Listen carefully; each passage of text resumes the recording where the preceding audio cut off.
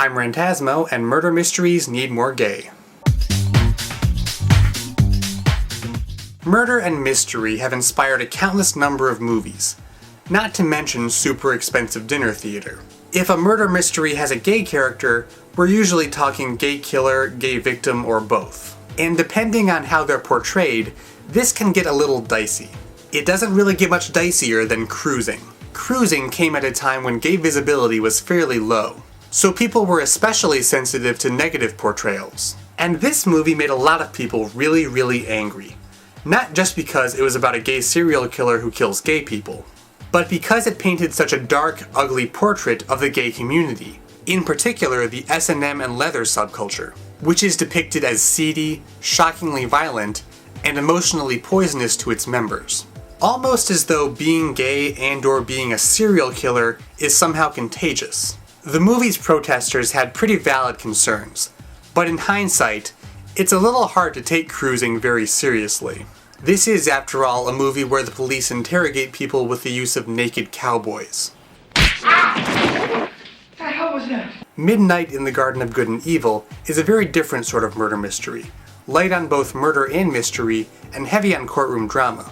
This Southern Gothic tale takes place in a strange neighborhood in Savannah, Georgia, where people walk invisible dogs and keep flies on leashes. Kevin Spacey is accused of murdering his young lover, played by Jude Law, and John Cusack is a journalist advocating for Spacey's innocence. He also befriends wacky transgender drag queen Lady Chablis, a real-life transgender drag queen who plays herself in the movie. She has almost no bearing on the actual plot, but she really steals the show, and I think the movie would be a lot better if she were the one playing detective. Oh, come on. Yeah, I'm straight. So am I. Straight to my house. Let's go. Then there's The Caveman's Valentine, a highly underrated thriller with a very original premise. It's a murder mystery where the detective is a schizophrenic homeless man. The murder itself concerns the mysterious death of a young gay drifter, with a popular, probably gay photographer as the prime suspect. The gay aspect is actually a little incidental in this case. The movie seems to be more about clashing economic classes and the protagonist's unbalanced state more than anything else. I probably shouldn't read too much into the fact that the inside of his mind is inhabited by a naked, muscly interpretive dance troupe. And how could I forget Clue? I don't think I've met a single person who doesn't like this movie. The cool thing about Clue is that there's no singular detective character, only suspects trying to narrow down the killer. Not only did Clue give us a classic premise and 3 possible endings, it gave us some of the most hilariously quotable lines ever. I hated her so much. Flames on the side of my face, heaving breaths. Hapless clod Mr. Green is our token gay. And he's actually funny without being an especially offensive stereotype, which isn't bad for the 80s.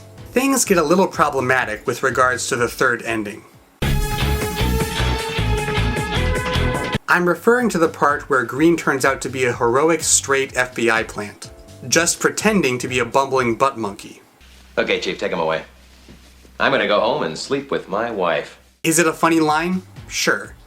But I can't help feeling like it comes at some expense. Is a heroic gay detective really so hard to accept? The mainstream media seems to think so. We've only seen a couple examples of this, the major one being the Donald Strachey Mysteries. These are actually better than I expected them to be. But the earlier movies come across as a little gimmicky. A gay detective solving gay murders with gay suspects and gay witnesses, and it's all very gay, and oh look, there's a naked porn star. I never thought I'd say this, but that is more than enough gay.